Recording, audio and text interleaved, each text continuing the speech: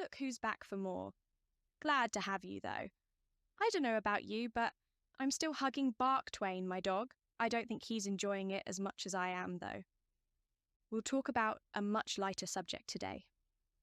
A reality-altering SCP and a ritualistic cult that aims to reshape the world in their image. Imagine a town where the laws of physics break down, rooms shrink as you enter them, and the dead can pick up radio signals. Today, we're diving into the chilling mystery of Daleport, a place that challenges everything we think we knew about reality. Whoa, hold on a second. Are you saying this is a real place? Not just some creepy pasta or urban legend? As unbelievable as it sounds, Daleport is very real. Or at least it was. This New England town fell victim to a bizarre and catastrophic event in 1997 that defies explanation. For over a week, it was engulfed in a mysterious gas cloud, cutting it off from the outside world. A gas cloud? That sounds like something out of a science fiction movie. What happened when it finally cleared? Well, that's where things get really strange. When investigators were finally able to enter the town, they found a place that seemed to defy the laws of physics. We're talking about spatial anomalies that would make Einstein blush. Okay, now you've got my attention. What kind of anomalies are we talking about here? Picture this: rooms that shrink when you enter them, eventually trapping you inside.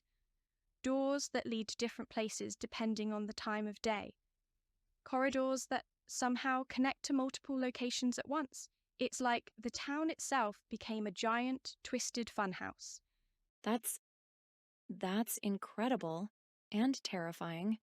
But what about the people? Surely there were survivors who could explain what happened.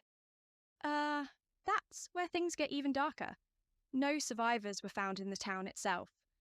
Instead, investigators discovered the remains of many Daleport citizens.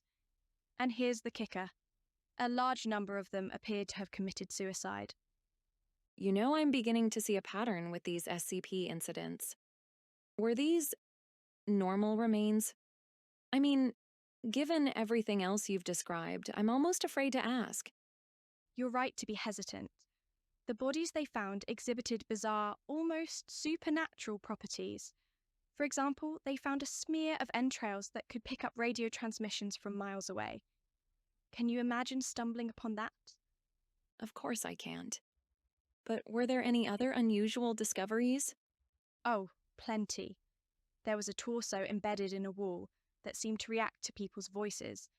A body with gouged out eyes that continuously poured ashes.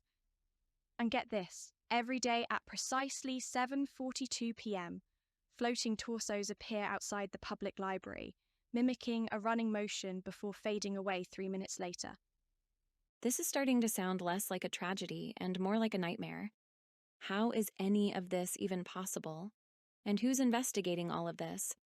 The SCP Foundation, naturally, and they've classified Daleport as an anomalous location. A perimeter around the town was set up, and they're treating it as a highly dangerous area. They've even established a research facility nearby to study the anomalies and any objects recovered from the town. So we're talking about a full-scale scientific investigation into these supernatural occurrences. Reminds me of stories from Chernobyl. Have they come up with any theories about what caused all this? Well, during their investigation, they uncovered numerous references to something called the Victory Society in documents recovered from the town. It seems to have been some sort of cult, active in Daleport before the incident. A cult? Now, that's a red flag if I've ever heard one. Do we know anything about their beliefs or practices? We sure do. The cult, the Victory Society, sought to achieve victory by any means, which they interpret as the ultimate triumph over all opposition, both earthly and supernatural. The method to achieve this was through rituals and the summoning of powerful entities which they hoped to use to reshape the world in their image.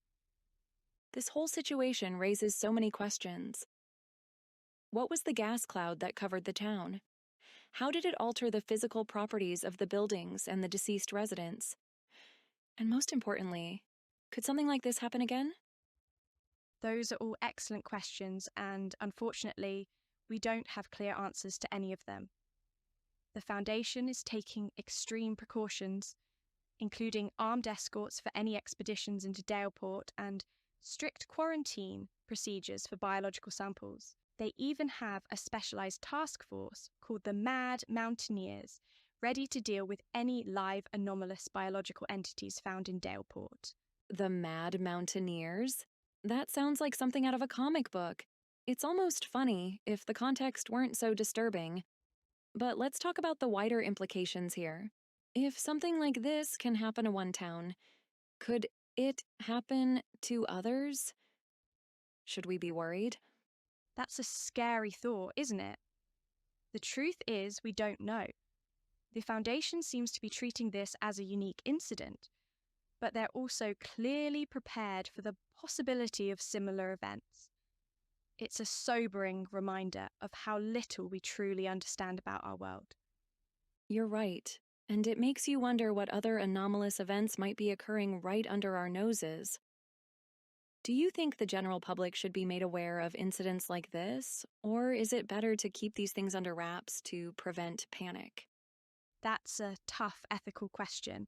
On one hand, people have a right to know about potential dangers in the world.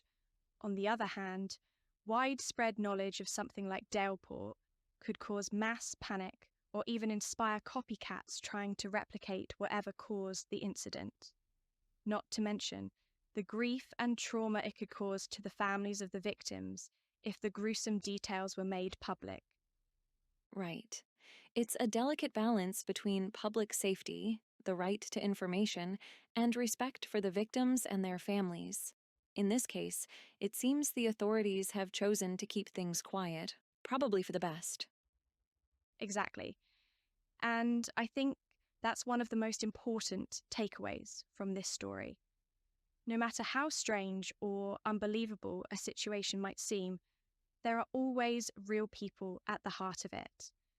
In this case, an entire community was lost, leaving behind grieving families and unanswered questions. It's truly tragic. I can't help but think about the families of those who lived in Daleport. How do you even begin to explain something like this to them? That's a heartbreaking aspect of this story that often gets overlooked. Imagine having a loved one in Daleport and suddenly losing all contact with them. Then, when you finally get answers, they're so bizarre and horrifying that they almost seem worse than not knowing. It's unimaginable. But let's circle back to the investigation for a moment. You mentioned they recovered some video footage? Yes, they found a camera on a rooftop near a church in the centre of Daleport. The contents of that footage haven't been made public, but I can only imagine how chilling it must be to have a visual record of whatever catastrophic event befell the town. It's both a valuable piece of evidence and potentially traumatizing material. I'm not sure I'd want to watch that footage, to be honest. But I suppose for the investigators, it's a necessary evil. They need to understand what happened to prevent it from happening again. Absolutely. And that's really the core of why this story is so important. It's bizarre and terrifying, but it's also a mystery that needs solving, not just out of scientific curiosity, but for the safety of other communities. If there's even a small chance that what happened in Daleport could happen elsewhere, we need to understand it. You're right. As uncomfortable as it makes us, we can't just ignore things like this. We have to face them head on, try to understand them, and do our best to protect ourselves and others. Exactly. And I think that's a fitting note to end on. The story of Daleport is a reminder that our world is still full of mysteries, some of them dangerous. But it's also a call to action, to stay curious, to keep investigating, and to never stop seeking the truth, no matter how strange or frightening it might be. Well said.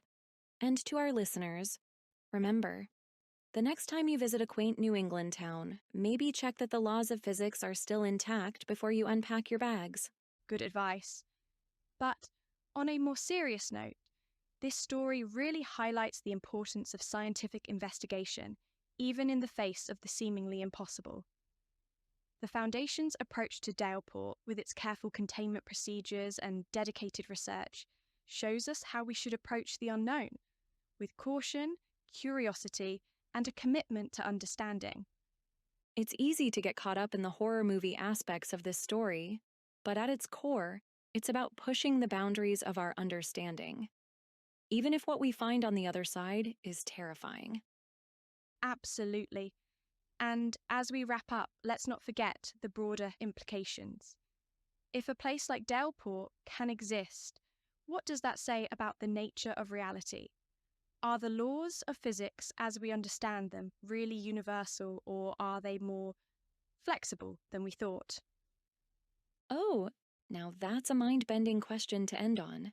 It certainly makes you wonder what other surprises the universe might have in store for us. Indeed, it does. And on that note, we'll close out this episode. Until next time, keep questioning, keep exploring, and remember, the truth is out there, even if it's stranger than we could ever imagine.